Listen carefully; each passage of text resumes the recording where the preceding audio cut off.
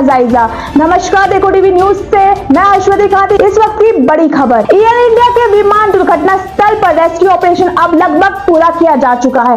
अब तक 265 शव बरामद किए जा चुके हैं, जबकि विमान का मलबा अभी भी इलाके में बिखरा पड़ा है। जगह जगह काले धुएं के निशान अब भी स्पष्ट रूप से दिख रहे हैं, जो इस भयावह हादसे की भयावहता को बयां कर रहे हैं। इस बीच प्रधानमंत्री नरेंद्र मोदी खुद क्रैश साइट पर पहुंचे और हालत का विस्तृत जायजा लिया। उनके साथ गुजरात के गृह मंत्री हर्ष सांघवी और नगरीय विकास मंत्री भी मौजूद रहे। प्रधानमंत्री को हर पहलू की जानकारी दी गई, किस तरह विमान इमारत से टकराया, किस बिंदु पर सबसे पहले टक्कर हुई, कैसे मलबा पूरे इलाके में बिखर गया। प्रधानमंत्री सबसे पहले उस स्थान का दौरा दिया जहां विमान का प्रथम इम्पैक्ट हुआ था, एक रिहायशी इमारत की छत पर। बताया गया कि विमान का पुंज, जिसे टेल सेक्शन बोला जाता है, इमारत में घुस गया था। स्थानीय अधिकारियों ने उन्हें विस्तार से बताया कि हादसे के समय क्या हुआ और कैसे विमान टुकड़ों में बंट गया। आंखों देखी घटनाएं बेहद दिल दहला देने वाली थी। चश्मदीदों के अनुसार पहले एक तेज धमाका हुआ, जिसके बाद विमान के हिस्से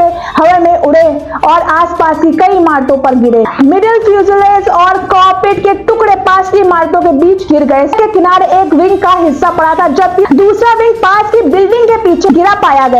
जब मीडिया टीम मौके पर पहुंची, फायर ब्रिगेड की दर्जनों यूनिट्स आग बुझाने में जुटी थी, लेकिन मलबे में लगी आग पर काबू पाना आसान नहीं था। प्रत्यक्षदर्शियों ने यह भी बताया कि दुर्घटना के बाद का दृश्य बेहद भयावह था और पूरे इलाके में धुएं और तबाही का मंजर छाया हुआ था। सरकारी एजेंसियां अब इस हादसे के कारणों की गहराई से जांच कर रही है। यह सवाल खड़ा हो रहा है कि क्या ऐसा विमान जिससे सुरक्षित माना जाता था, आखिर उसमें ऐसा त्रासदी कैसे घट गई। प्रधानमंत्री मोदी का इस मौके पर मौजूदगी का स्पष्ट संकेत है कि सरकार इस हादसे को सिर्फ एक दुर्घटना के रूप में नहीं, बल्कि इसे एक चेतावनी मानते हुए जरूरी बदलाव की ओर बढ़ रही है, ताकि भविष्य में इस तरह की दुर्घटनाओं को रोका जा सके। अभी के लिए बस इतना ही। बाकी खबरों को देखते रहे देखो टीवी न्यूज। सच दिखता है।